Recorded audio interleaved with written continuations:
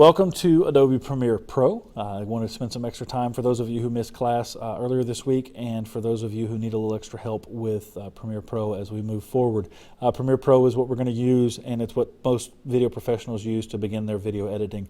Very, very powerful tool. It allows for transitions, it allows for audio mixing, it allows for a lot of things. So what we're going to do, we're going to just start and run through everything and let you see and how and what things do. So we're going to start with obviously the welcome menu here. You have your recent projects area. This is where you can go back quickly, click on a project, it opens it back up. You have open project where if it may not be so recent, you can go back and find it. You also have new project, which is where we're going to go as we progress here. So I'm going to click on new project. It's going to open up the new project window. 90% of the time, you'll never change any of this stuff. You will and should change the location. That's where your video saves. Premiere Pro, unlike most other computer programs that you're familiar with, does not save towards the end. It saves before you start working, and that's because it allows it to do its Adobe magic and create preview files so that you don't have to wait forever and or alter your video footage permanently, your original footage. So you'll just create a save location first. For you guys, it is the V drive, and then BVP1, Premiere Pro, and then your respective period. I'm going to put mine in 7th period and click OK. Next is the name. This name for your project would be like the title of your book. If I were making a commercial for Coca-Cola, I would say Coca-Cola commercial and the date or the theme or something so I knew what it was. So I'm going to do Mr. White tutorial, and I'm going to click OK. It's going to open up the sequence window. Now, this is where 90% of problems in Premiere Pro happen. All of these are different video presets, and there's a ton of options. There's more options than you'll ever need or ever use. So what we're going to do is we're going to use, in my class, we'll use DV-NTSC, and we'll do 48K widescreen. That is a 720 high by 480 wide video frame, and it's going to be at 29.97 frames per second. You'll see that marked as 30 frames per second typically. You could also do HDV. We won't do that in here. That's the high definition video. We will not do that in here. It takes a little bit longer to render than I would like to spend. Your sequence name, the way that Premiere Pro works is you have your project, which is the book, and your book is made up of chapters, and your chapters are your sequences. So I'm going to call this hands-on because that's what we did in class. I'm going to make it all lowercase. File naming structure sometimes matters. For me, I'm real picky about it. So it's hands-on, and click OK. Now Premiere Pro is going to open up into the main editing window. This project save error is something resulting from some security settings on our servers. Click OK. Well, I'll explain that in a minute. So inside Premiere Pro, you have three main areas that you're focusing on right now. You have your assets window here, you have the timeline here, and you have your program window here. Your program window is where you see what is going to be in your final video. If it is not inside this box, it does not exist. Just like in a camera, when we talked about cameras, if it's not on camera, it doesn't exist. If it's not inside this box, it does not exist. Your timeline is where you will do most of your editing, your hands-on editing. You will see where your audio and video tracks are, and you will make edits accordingly. And then your assets window is where you store everything and keep everything organized. Now, organization is very, very key inside Premiere Pro because as you're building more and more sequences, you need to make sure that your footage is in the right place so that you don't have to search for it and try to find it, know where it is to start with, and you don't have to waste that time. So in original video footage or video editing days, they used obviously tape, and what they did to separate the tapes is they created bins. And Premiere Pro keeps that tradition alive by creating bins. You have a bin here, looks like a folder, works like a folder. You click Create New Bin. Bin 1, I will call Hands-On. Now, you have two things here labeled hands-on.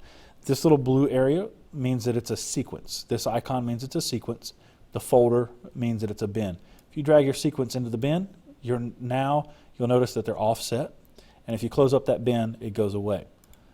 So you have your hands-on sequence inside the hands-on bin. Now, you notice that hands-on is now in the timeline. That's what your sequence is. Your sequence is this timeline. The next step will be to import your footage for the project. There's 5 or 6 different ways to do it. The easiest way, because you're already here, is to double click inside the assets window. So double click and it will pull up all of your files. So here for you guys, your files are going to be in the V drive. BVP1 in Premiere Pro, and then for hands-on, there's a hands-on folder. Click there, Robbie Marshall FMX versus MX. Click. It's going to take a second to import it. Now, this video is not in this bin, so if you just start working, later you may come back and not be able to find this video. Go ahead and drop it in the bin. You click on the icon and drag it. If you click on the text, it encourages you to change the text to something. Very easy thing that they've done, but it confuses a lot of people to start. So now you have your video footage for your project inside here. Just click and drag it down to your timeline. The timeline's a pretty special thing. A lot of things can go right once you understand the basic premise of it. It's super cool and super easy to use. Right now you'll see this little blue balloon with the red string, as I detailed it in class. It's called the CTI, the current time indicator. That tells you what this is. So at 24 seconds and 29 frames, you have dead footage, you have dead space. You'll notice that here, where there's no video or audio footage. To eliminate that, you'll right-click on your video file and ripple delete. Now, at 24.29 seconds, you have Robbie Marshall here talking. One thing I want to show you is that you'll notice that he's pretty cut off. So while it may be okay, it's not what we really want. You can't really tell where he is, you can't really tell what he's doing, and they did a good job in this footage of wanting to show you that. So click here where it says fit, it says view zoom level, change that to 25. When you click on the video footage, you'll see this white box. If it's not snugged up to that edge, you're missing footage that was shot. All of this area is not visible in your video. So just click here and drag it in. Okay, and you just kind of zoom it in to make sure that it's right there on the edge. Okay, so now it's all square, it's all in there, and it looks good and clean. Now, the shortcut keys in Premiere Pro for cut is C, obviously, and for selection tool, just like in most everything, Adobe is V. So C and V are your two keys that you'll use the most, along with spacebar. Spacebar plays the video, so I'm going to click spacebar and let it play through for a moment. And your project for hands-on is just an opportunity for you to go through and cut some video.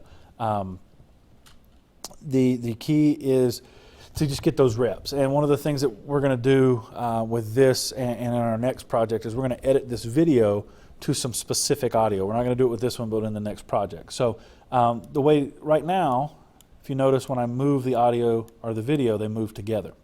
If I right-click and go to unlink, now notice that they're both highlighted, so they're both going to move. If I click off and then click back, notice that just the audio moves. So I'm going to hit delete, that's on your keyboard, and get rid of the audio. I'm going to ripple delete again, put it back to 0. Now your project for hands-on is to go through and eliminate anything that is not a motorcycle in the air. So right here you have a motorcycle on the ground. Before this you had Robbie talking. So I'm going to go through and play it through, and I know that this is the first one because I've played with it enough. Now it's close here. It's very close to him not being on the ramp, but not quite right. I want to go all the way using my right arrow key to right here. Now that's the first frame where he's off the ramp. I'm going to put this back to fit so we can see it better. And then you notice he's off the ramp. I'm going to hit the C button, and that's my cut tool. Notice on the icon it's a razor blade with a red stripe through it. You can't cut that. You can't cut that area. There's nothing there to cut. Now if you go down to the video, notice that the stripe goes away and it's ready to cut. I tell you to only cut where your CTI is, your current time indicator, because then you know exactly what's in here. If you cut down here, you have no idea what you've just cut. So make sure that you know exactly what you're cutting when you cut. Cut right there. Now, all of this footage here would be considered bad footage. It's footage we don't want or need.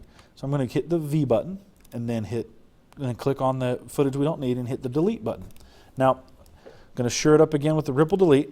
Now, what happens if you look at the program window is the video skipped. But if you'll notice what happens here when you hit ripple delete, your current time indicator never moves, but your video does. So that's what that skipping look is. So I'm going to play this forward a little bit. I'm going to zoom in using these buttons here. Zoom in, zoom out are right here. So clicking down, and we have now the mic is back on the ground. Now, right here is an interesting frame. It's an already pre-edited video, so these transition over each other with a cross dissolve. I'm going to go back one frame to where it's solid. I'm going to hit C for cut. and I'm going to play through. Now this is the next place I want to make a cut. I'm going to back it up to make sure that's right. I'm going to hit C again. Now I have good footage, bad footage, good footage. I just click the bad footage and delete it, and then ripple delete to pull it in again. Back my current time indicator up and keep editing. Now I can't really tell where he's landed here, so I'm going to go with my best judgment and go right there because I can see both tires. I'm going to click right there. Again, now I have bad footage, more bad footage, and stop, and using my right arrow key, move forward one frame at a time. I'm going to cut, get rid of this bad footage. So you have now all good footage. You've gotten rid of the bad footage. You have to cut at the end of the good footage, which would be the beginning of the bad footage, as well as the end of the bad footage, so you get those cuts. So by the time it's all said and done, you will have cut down a 4-minute video to about 1 minute and 5 seconds is what your goal is. So that's the hands-on project. I'm going to show you how to save. Because of the security stuff that we have here, you go to File, Save As, and you put a number behind your name. If you'll notice here in this window, lots of the same name. Tyler 2, Joel and Sydney 2, because you have to save it. So if I save now, it'd be Tom White or Mr. White Tutorial 1. Come back a little bit later, it'd be Mr. White Tutorial 2. So I'm going to save, it saves my project, we're all good to go. So I'm going to close this out and open back up and just get you started again on the welcome window. So you have your recent projects, you have new project and open project. New project will open up your new project window. You select where you save and you set your project name. For recent projects, you just click and it goes right to it. So Adobe Premiere Pro, you should not freak out. If you are freaked out, please, please, please don't hesitate to send me an email, send me a message on Edmodo. Let me know if you want to stay after. I will stay after and help you with anything you need to know. This is very important. This is the rest of your semester and a major part of the rest of your video broadcasting career. So thank you again, and happy editing.